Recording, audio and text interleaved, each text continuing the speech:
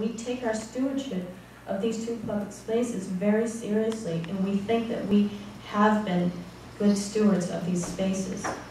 So again, we're not opposed to an RFP process if we and others who are stakeholders can be involved in creating that.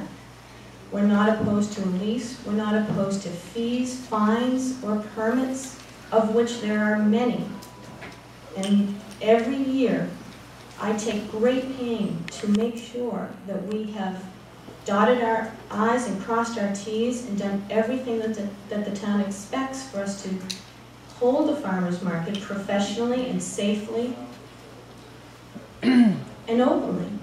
So I think that that's basically where we get stuck, where we go off the road, is the solution to this problem that you perceived was very one-dimensional. We think it could be better, and we want to work with you to make a better solution. We do feel it is inherently proprietary. What we have created in these two spaces is associated with our work and efforts.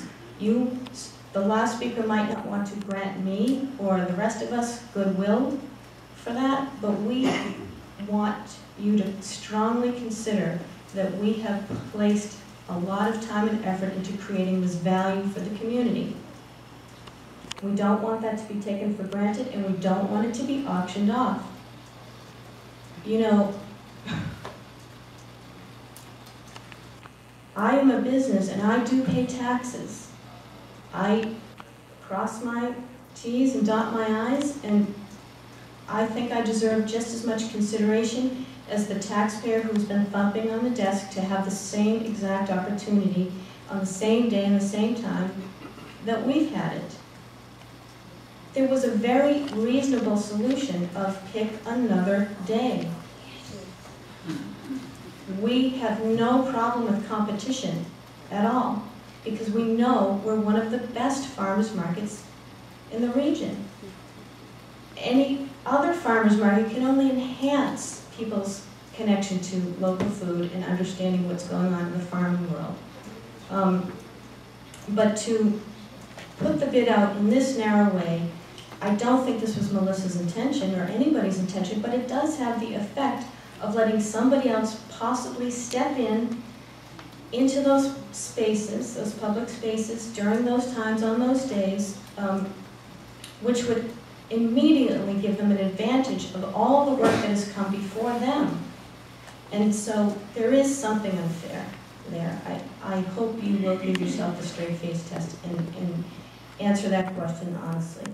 We want to go forward though, and we want to make something legal and something the town can be proud of. We don't think we're there yet. We hope you will listen to some of the speakers that are coming, that are going to give you a perspective from our advisory group who has circulated a petition. They'd like to give you a little bit of an update on that.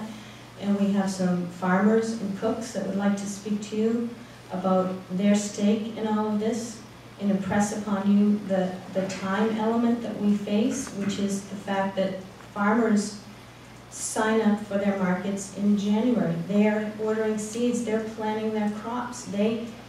They're committed to Plymouth, but only until the end of this week, when we have to let them go. If we can't tell them where they're going to gather in Plymouth and be able to access the public with their food, they have to take other opportunities. So I'm going to stop there for the moment and hope that